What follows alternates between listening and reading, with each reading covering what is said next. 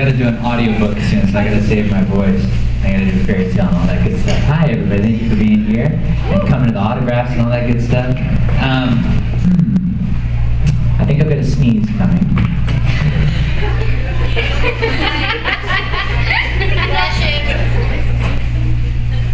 Oh, it's chicken. Okay, it's scary. When I sneeze, I don't think chicken. That's not what I mean. I mean it is scared to come out. If you guys are curious, some of you may be in here wondering, thinking this is like some sort of different channel. Maybe you think this is about home stuff. Or maybe, yes, right there. Or maybe you think it's about how to make the perfect baked potato. It is neither. My name is Todd Haberkorn, and someone asked me, someone was there saying, like, what roles do you, where, I bet you she's in here. Where is she? Where's her grandma? The grandma came up to me and she goes, I don't know who you are. I've never been here before. I don't see anything you do. What do you do? And I was like, well, I don't know who you are.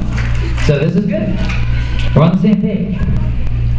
So, if you're wondering what shows, Death the Kid and Soul Eater is fun.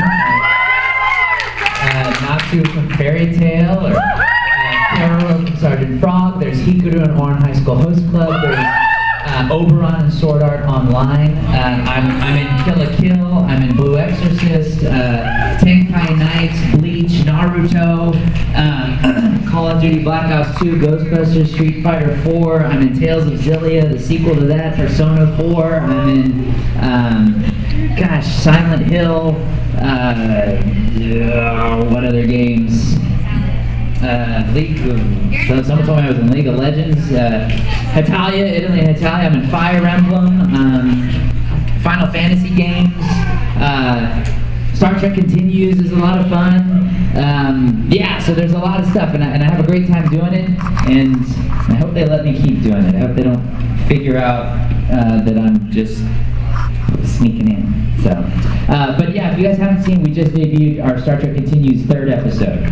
So, how many people don't know anything about Star Trek Continues? Okay, cool. All right, well, I'll tell you about it real fast. So, Vic Mignogna, who is Edward Elric from Full Metal Alchemist, loves the original series of Star Trek. He loves it so much that one of his biggest dreams is to play Captain Kirk. So he pulled together some professionals and he pulled together some guest stars, and he said, well, I'm going to make a Star Trek series called Star Trek Continues because the original series only went 3 seasons. Well, it's 3 seasons of a 5-year mission. So what he decided to do was, he's like, we're going to continue it and do the other 2 years of the mission. So that's his goal. So he plays Captain Kirk, and I play Spock, and we literally pick up. We do vignettes. We did these vignettes to kind of show proof of concept. What we did was we literally picked up the last, probably 5 minutes of the final episode of Star Trek. And I don't know if you remember that, but it's Turnabout Intruder. At the end of that episode, if you're a fan of the original series, we go into the turbo lift. You know, Scotty, me, Kirk. We go into the turbo lift, the door's shut, and that's it. Well, what we do is we pick it up before that, shot for shot, leading up to that, and then when the elevator, the turbo lift closes, we continue it onto the bridge, and then we exit out. Our Scotty is the original Scotty's son. Our Sulu is Grant Imahara, who is one of the hosts on Mythbusters.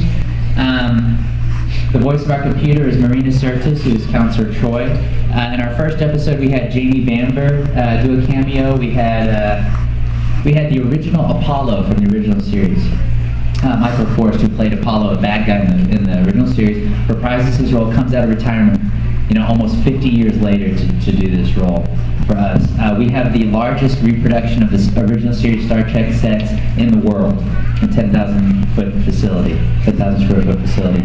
We took the original blueprints, and if you were to go to Desilu Studios, which is the production company with CBS that worked on the show, it is the exact layout and replication of those blueprints. Our second episode had Aaron Gray in it. Lou Ferrigno was in it, and he got green again. He hasn't been green in like 40 years, and so he got green again. We had an Orion slave girl. We had Boba Fett, the one that played Boba Fett as a kid in the movies. He's all grown up now. He was in it. And so we have a lot of people come aboard. Shatner's seen it. Tom Hanks has made comments about it. Joss Whedon loves it. Carl Urban really likes Star Trek. He's like seen the second episode 6 times. I mean, these guys really like it. And we're very, very honored to have their support and to have, and Sylvester McCoy, who is Radagast, and he was Doctor Who and all this kind of stuff, he wants to get involved, and so we're like, oh my gosh, we gotta write an episode for him. I was at a con recently, and I saw the governor from Walking Dead. And I go up to him and I said, hey David, my name's Todd. He goes, Haberkorn. I go, yeah, hi. I really like your work. The only thing you may have seen me is Star Trek Continues. I love that. I love that series. So he likes it. So we're going to try to get him involved. The third episode, which we just debuted in Australia, is a continuation of the Mirror Universe. So it picks up, so in the original Mirror Universe episode, Kirk gets on the transporter and tells Spock basically, you can make a difference. You can choose to change the tide of the Terran Empire. And we pick up right there. So it's an entire Mirror Universe episode. The voice of our computer in that is Michael Dorn, who was Worf. We have the original Gorn. The guy that played the Gorn, the original Gorn, he cameos, so it's a lot of fun. That episode is out now. So if you just look up Star Trek Continues on YouTube or Vimeo, or you can go to the website StarTrekContinues.com, you can find all this information. In the Mirror Universe, do you guys know what I'm talking about when I say the Mirror Universe? It's kind of the evil version of everyone on the ship. They had these sashes, these gold sashes. Well, that fabric doesn't exist anymore. In fact, you would have to find the original spool of that fabric from almost 50 years ago. Well, our costumer found it.